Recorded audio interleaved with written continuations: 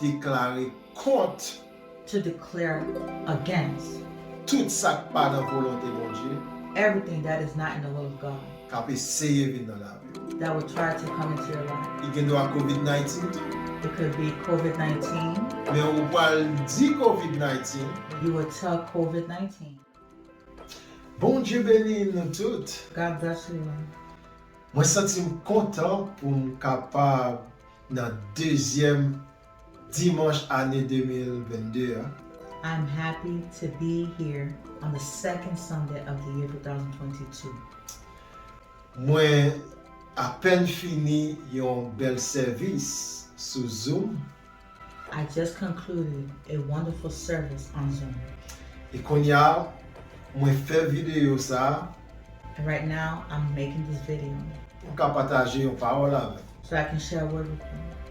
Moi, songé en 2021, I remember in 2021, dans décembre qui était 26, on December 26th, c'était un dimanche l'été.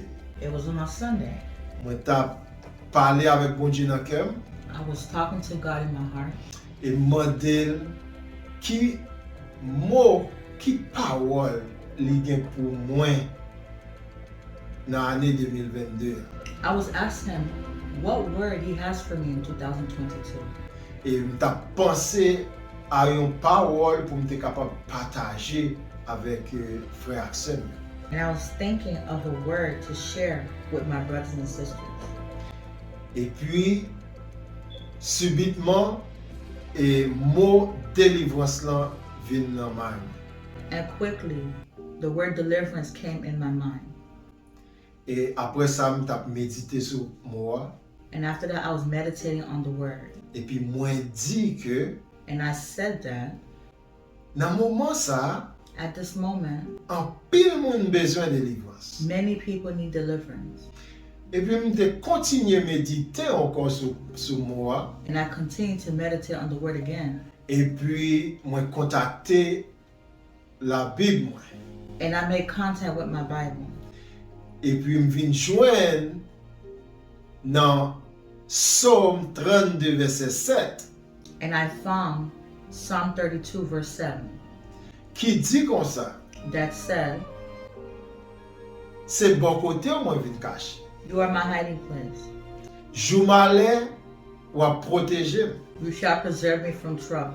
M'a chanter Jean ou délivrer. You shall surround me with songs of deliverance. Et là, moi vin à méditer encore sur parole là. And that is when I began to meditate again on the word.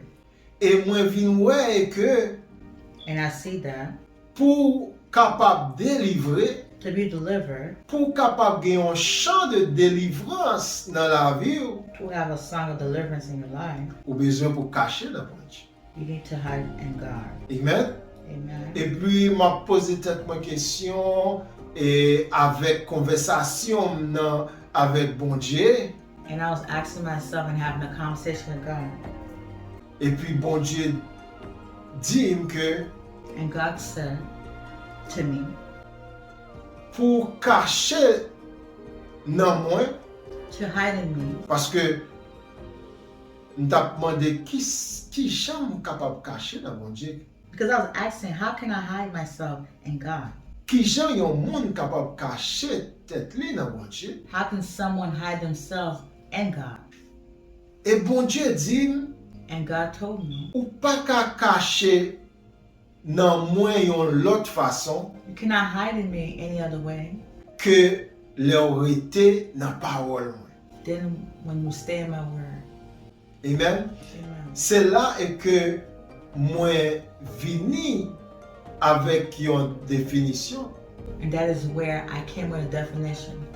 Cacher dans mon Dieu veut dire Hiding in God means rester dans parole bon Dieu. stay in the word of God. Cacher dans mon Dieu Hiding God pas veut dire does not mean ou entrer dans caille. you go into a home. OK? Mais c'est rester dans parole. But it's to stay in his word. Amen. Qu'importe ça pas dans volonté bon Dieu. Whatever that is not in the will of God, qui t'a essayé pour entrer dans la vie, ou that would try to come into your life, êtes capable d'écarter you will be able to keep it away les ou utiliser parole bon Dieu contre lui. when you use the word of God against it. C'est là rester dans parole bon Dieu important.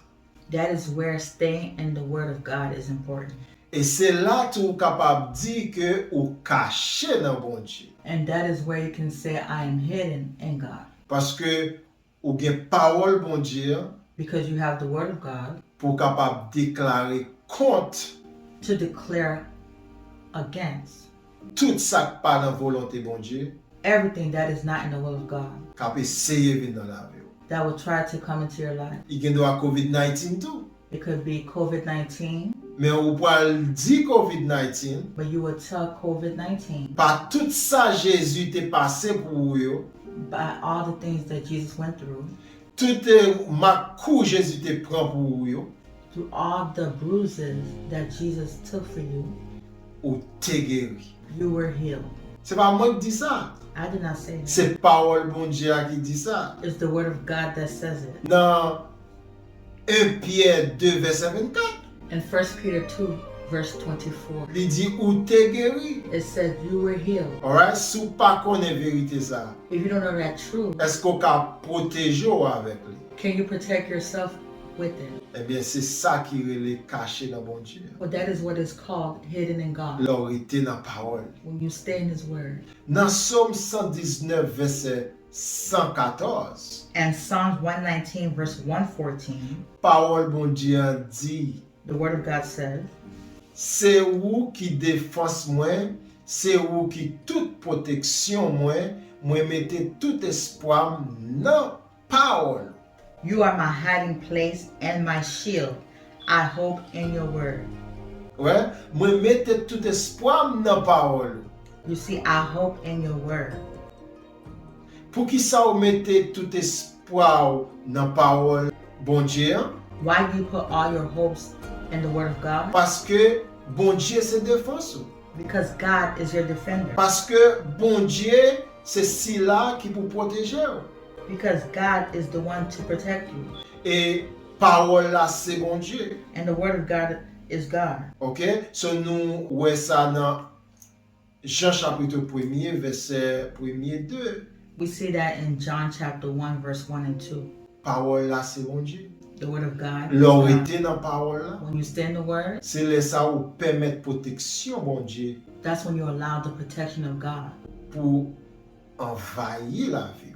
to overcome Parce your life. que ou capable d'utiliser parole là Because you can use the word comme une défense. as a defender. Les soldats The soldier utiliser bouclier li, uses his shield OK? Pour le capable protéger tête li, to protect himself, pour le capable cacher derrière. to hide behind it. Parole bon Dieu en dit, The word of God says, parole là, the word, c'est un bouclier li. it is a shield. Bouclier a permet The shield allows soldat pour le cacher, the soldier to hide pour balle so that bullets, ennemi en pas atteindre. so that the bullets of the enemy don't hit him. Alright? So c'est même genre avec parole là. It is the same thing as the word of God. Alright? So lorsqu'on parole là, When you know the word, ou utiliser contre ennemi, hein, you use it against the c'est enemy. un coup te prend un bouclier, It is like you use a vous shield, mettez devant you place in et front of vous you, cachez derrière. and you hide behind it. C'est comme ça parole bon Dieu est puissant dans la vie. That is how the word of God is powerful in your life. L'on utilise. When you use it. Dans Proverbe 30 verset 5, In Proverbs 30, verse 5, parole bon Dieu en dit comme ça. the word of God says, Bon Dieu toujours kembe parole li. every word of God is pure. Li protège tout monde qui mette confiance yo dans li. He is a shield to those who put their trust in him. C'est bon Dieu toujours kembe parole.